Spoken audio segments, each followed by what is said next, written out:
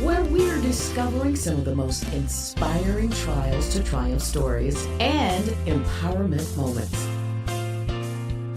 Call up a friend and let them know it's time for some good news. Hello and welcome to Good News. I'm Twanda Black, your host. We talk with folks from all walks of life on this show. And a lot of times it's such great news. So sit back, relax, and enjoy this next guest.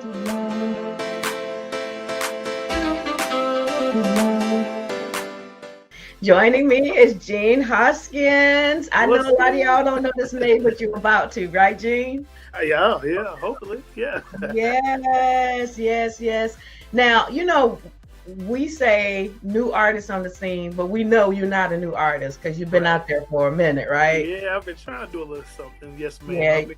I've been assisting other artists and tending to their fields, and then God kind of gave me to go ahead and do my own thing. So I may be newer and releasing material in the last few years, but I'm not new to the industry now. Right. But you're new to this whole group of new people, you know. Absolutely. Yeah. What's going on, family and friends? You don't know me. I'm your cousin. We have the same blood. I call it the blood of Jesus, right? Because that's how we cousins. So you don't know me, but we're related. All right now. So talk about your background. Like, where did you grow up? Do you have siblings? How did your parents raise you? Okay, I'm a North Carolina boy, born and raised in Charlotte, North Carolina.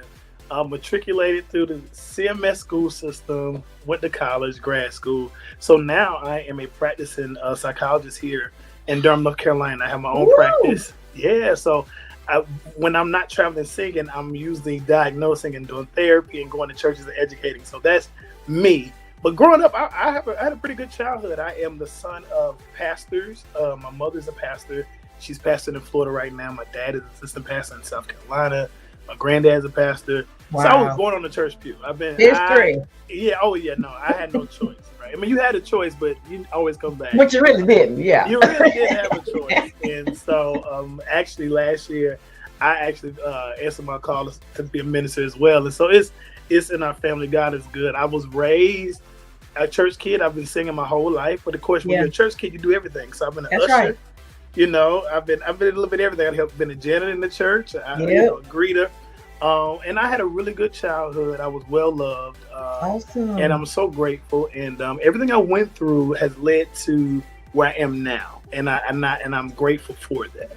Do you have siblings? I do. I'm the oldest of four. I'm the oldest. My sister, she's in Florida. She's a hairstylist. My brother is a lawyer. And my little young sister is a teacher. Right. Y'all got them good jobs. All right now. That's a good job. He's been faithful. He's been good. Yes. So when did you realize as a kid, being a PK, that you could sing? Ooh, I don't know if I even realized. I feel like it's always been who I was. Like my dad is a singer. My mother has always been a lover of music. So growing up, you know, my mom would play the Clark sisters, and I'm just singing along with it, thinking that everybody could do what we're doing, right? Wow. And I'm thinking, you know, there is a bomb in Gilead. Yeah. And I'm in the back car, you know, Karen, what they're doing, she's doing. And then I remember as I got older, I would do it. My mom said, come here, sing it for so-and-so. Oh, come here, sing it. I was like, okay, cool. And that was around like 10 or 11. And I started, my mom had me singing everywhere. And so around that time is when I kind of started, you know, coming into singing it. But my love for music has always been as long as I could remember. Yeah, that is phenomenal. Yes. So you started singing background with some really notable people. Yeah, I've been singing with Jonathan Nelson for the last 7 years. I was featured on the single called "I Agree" that came out 3 years ago. Yeah, that was me hollering. Also, Miranda Curtis, I was featured on her album "Open Heaven."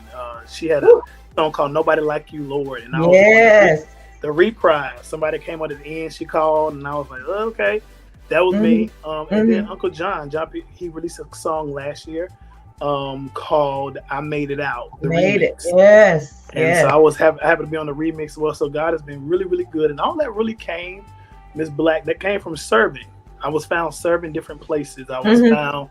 I've been a worship leader 20 years, at my current church 10.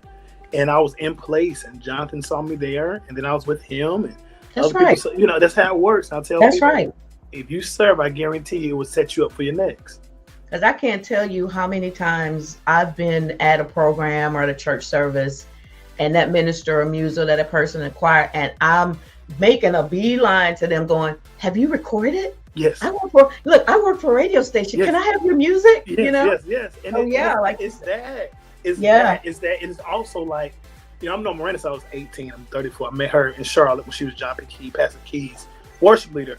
But like when I'm on the road with them, it's not necessarily just singing with them, but I'm working their product table because I realize there's something I'm learning in what they're doing. I'm learning, I'm getting tidbits, and I tell people under me that I mentor that some things are taught and some things are caught. That's right. And so kind of serving their ministries allow me to catch things as well. And so a lot of things I can kind of circumvent because God kind of gave me a blueprint. That's awesome. That's awesome. And it's good that you're humble. You're humble enough to say, I can work at the table over here, not a problem. Right. Come get this CD. Right. I'm not saying it because I'm just on it, but it's actually a really good CD. That's right. So, growing up, and as you say, you had a really good life growing up. What did your background in being raised the way you were raised teach you about the industry that you're in right now? Because this can be a really hurtful, dirty, low down, something else kind of industry. Okay, let me just say that. And I know but what did your background kind of help you with in navigating through this journey? Because it's a journey. It's a journey. I'm learning. I'm still learning. Even now I'm learning. One thing my mother always stressed, and it's so funny, I'm gonna give it a story and then I'm explaining why I give the story. I remember we were going to the store and I would pick something up and I said, hey Mom, I want this. And I would travel through the store with it. And she said, I don't know why you're traveling through the store with it. I'm not getting it. You ain't got no money. And I was like, huh. And I would put the item back in a place I did not find it. And she would say, go back and put it where you found it. That's integrity. That's right. And growing up, I was like, I don't feel like, she said, you will understand as you get older. And now that I'm an adult, there are some things that I just won't do because integrity was instilled in me. Yes. So that's one thing she instilled in me. Are we perfect? Absolutely not. But thank God we have those lessons to pull upon. That's right. Even my current leader, Bishop Ronald Godby, he is a man of wisdom. There's some things and situations that I'm a part of, or some rooms I'm in where maybe I feel insignificant or inadequate, or like, can I really do this, or is this imposter syndrome? And I hear his voice say that if God brings you in the room, there's a reason you're at the table. And so there are different things over the course of my life, my experiences with people, my experiences of working in the hospital and jails, and working with people who had substance abuse issues. All that in culmination has come together and shaped my perspective in writing and dealing with people, and just my social intelligence, right? Yeah. And so my whole background contributes to who you see now, how I interact, and I'm so grateful for it because the highs and lows really do work together. So does being a psychologist help you in dealing with people? I know it does, because sometimes you have to pull back and remember, hey, this is the training right here. Now I feel like this, but let me go back to my training. Right. Absolutely. But it's so funny. Typically when I'm off work, I cut that off too. Right. And so people say, are you psychoanalyzing me? No, literally when I'm off work, I'm done. Now there are some situations that happen, or conflict things that happen that forces me to step back and say, this is how I'm going to deal with that. Right. And so I'm grateful for that. My insight into certain behaviors, how people see things and perspective really does kind of shape how I interact. I'm grateful for that. But am I going around saying, have you told me? I really think you got some anxiety. No. No, people are like, don't invite him back. He can sing, but he is annoying, No, but it has helped. Oh, that's awesome. I imagine that it would, just in life in general, knowing the things that yes. Training wise, that's awesome. Yeah. So let's talk about your new project. It's being #1 on the charts. You're doing the thing. Yeah, it hit #1 on iTunes. They call me. My people call me and say, "Did you see this?" I say, "Is that me?" It looked like me. Same bald-headed brother. That is actually me, and I am so very, very grateful. When it first came out, I mean, the streaming numbers was crazy, and I was just blown away because literally it was a labor of love. It is my heart in music form. It is my experience and the experience of other people that I wrote, and my heart really was behind it. Because what comes from the heart speaks to the heart, you know. And so it was super important for me to be sure that you felt and understood what I did. Now, is performing on that one? Perform again? Yes, ma'am. People, that's my baby. Can I tell you how that happened? Yes, tell me, honey. I like that song. Thank you so much. It was very simple, but I was literally one of the first cases of coronavirus in North Carolina. I went to sing in Canada and came back and contracted it. So that actually was not supposed to be the first release, but ended up being, I'm going to tell you why. A few months before, the woman in my church had dealt with breast cancer. God healed her. She was back, doing what she was doing. And it came back that the cancer came back. Mm-hmm. And my pastor, I remember we were talking to her in church, and she said, I believe that he's going to do it again. And then she gets up and proceeds to run around the stage. And she ran and ran. And mind you, she had been going through chemotherapy. Her head was falling down. And she praised God with everything within her. And I remember I was crying. And I said, there are some things that have to be performed on a God level. And do we have the faith to say he can do it again if we're facing the same mountain? And so that's how it began. You will deliver again. You will heal us again. Again. It's a God who can't perform again. And so I began to hear that, and I wrote it from that. And so it literally is one of those songs that's like, there's some things that we have to put in your hand. We don't have the power to do it. But we use the victories you've given us before for this victory. Yeah, I love that song. Now, that's not the song that's released, but I like that. No, that's not. Yes. So the song Make It With Jesus, I'm loving that one as well. When I first got it, I said, oh man, that's a jam right there. So then I saw the video and I just holler.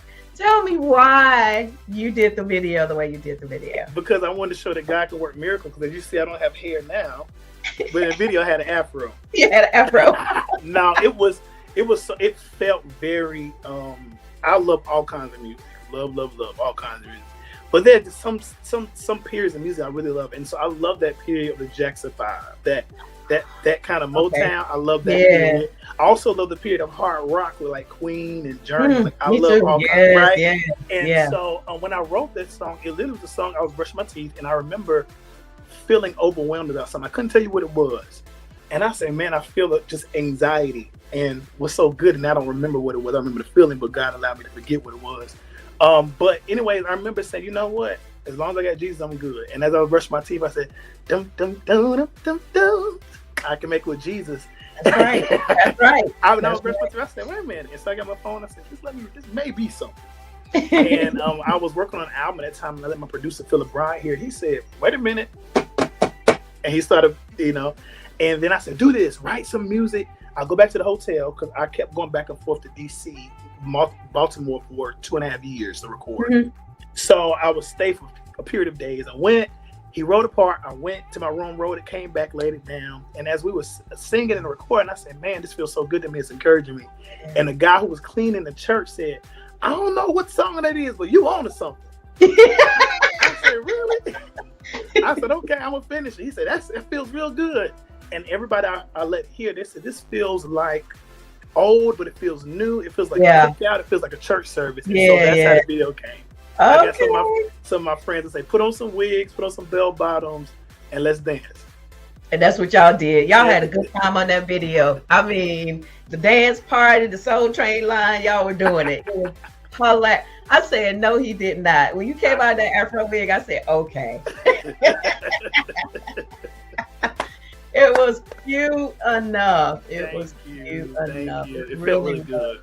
You know what? And it shows, I think sometimes we can be so stuffy as Christians. Oh, yeah. And I think it was so much fun to watch that video. It was like so much fun. You know what I've noticed? I said, I want people to enjoy the Jesus I enjoy, right? And I feel like if we're a billboard for him, people not attracted when we're depressed and as well as me. then give people something like, that looks like real joy. Yeah. Let me ask about it. That looks like real happiness. Right. Now, are we immune to the things of life? No, we're not. But my thing is, we have hope in Jesus, and so That's when right. it is bad, we have somewhere we can look to, right? Mm-hmm. And so most of the time I'm gonna cut up, I'm gonna be silly, I'm gonna have a good time because I feel like I should be who God has made me, and also I should represent the joy He's given me. Yeah. That's what I loved about it. I said, this is just so much joy and so much fun. I loved it. Y'all got to get that song. It's Make It With Jesus. It's a jam. It's gonna make you jam. Yeah, it's a jam. There you go. It's a jam. It's a jam. So you've got a live concert coming up. Yes, ma'am. I have a live concert coming up. This is my first one in a while because we've been in they call it panini, but it's pandemic. Mm-hmm. We've been in the pandemic for 2 years. This is the third year. Third year. Yeah. And so I had a virtual one 2020. But this is kind of the first one we feel safe enough to have people in the room. And we have like 10 vendors. We have a food truck vendor coming. We have different artists coming. And it's going to be a great evening in Durham. I'm doing it at 4 p.m. People say, why are you doing it at 4 p.m.? Because I want y'all to come and be at home by 6:30. Because some of y'all got to leave worship and preach the next day. And I also want y'all to go to a good restaurant. And when you do musicals, the only restaurants left afterwards is Waffle House. They be full. That's right. Right. So I want y'all to enjoy each other. I want us to enjoy each other after the concert. And so we start at 4. We're probably going to be out no later than 6:30. By 7 o'clock, I want you eating a good old steak and say, thank you, Gene, because I was able to enjoy my family and friends. But no, it's going to be a great time. We're planning. It's a production. We've been meeting production meetings, and I am excited to share my heart. And I'm excited to experience the presence of God. Yeah. Just speaking of production, did you see the halftime show at the Super Bowl?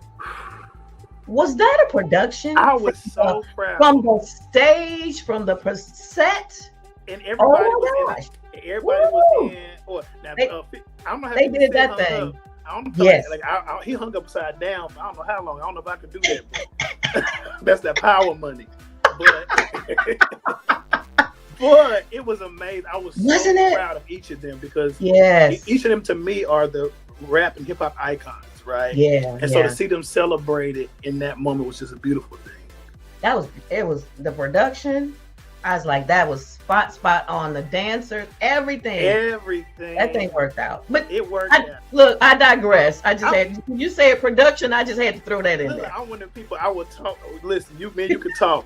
And don't put no food in front of me. We're going to talk for an hour. Look, you didn't give us the details on the concert. Where is it going to be? It's going to be at the River Church in Durham, North Carolina, 4900 Prospectus Drive. Starts at 4 o'clock. You can get tickets on Eventbrite or follow me on Instagram at I am Gene Hoskins. I have a link to text. You can text my name, Gene. I can't remember the link on me right now. Praise God. But if you go to my social media, you will see it, but you can text this link and it would literally give you the link to the tickets. Tickets are reasonably priced. And we also are doing something. Somebody donated 30 tickets. And so 30 people where it may be a struggle for you or you just don't have it, we totally understand. Somebody paid your way. And so we're going to be giving those tickets out very, very soon. Okay. Awesome. Instagram, I am Gene Hoskins. And just look for Gene Hoskins. And of course, see how his name is spelled, okay? So you can get it right. Gene, I think you mentioned most of your social media. Do you want to mention that again for us? Yes. Facebook, Gene Hoskins Music, or my personal page, Gene Hoskins. Instagram, I am Gene Hoskins. Listen, I talk to everybody. Again, if you cool and respectful, we have a conversation, right? There you go. Twitter, the real Gene Hoskins on there. And I look forward to hearing from you. If you listen to the music, if a song connects with you, let me know. Because as a songwriter, that makes me feel so good. Yeah. And I pray you're blessed by what you hear or see or experience. So, a tour coming soon? Are you going to be on tour with somebody? We're working on it. I had some potential opportunities that have come up. So hopefully you'll see this brother. Because I want to be out this summer. I feel like we've been in the last 2 summers. I want to be out in full effect, right? Yeah. I want to be like, take him home. He's been out here. He's having too much fun, right? Holy Ghost fun. But no, if we got some things planned, and I may do a little something in the fall myself. So we're working Okay. on it, All right. and we are very, very excited. All right, we're excited for you, y'all. This brother can sing. I know y'all don't know him, but y'all about to know who he is. All right, GENE Hoskins, thank you so much for joining us today. We really appreciate the time. The honor is mine. Thank you all for listening, and thank you for the interview. You're welcome. All right, great interview. Look, if you'd like to be a guest on the show, you can email me at twandablack@thepgnetwork.org or goodnews@thepgnetwork.org. You can watch the show via PGN TV on all digital streaming apps or visit us at pgntv.org. I'll see you next time. I've always got good news for you. All right, God bless you.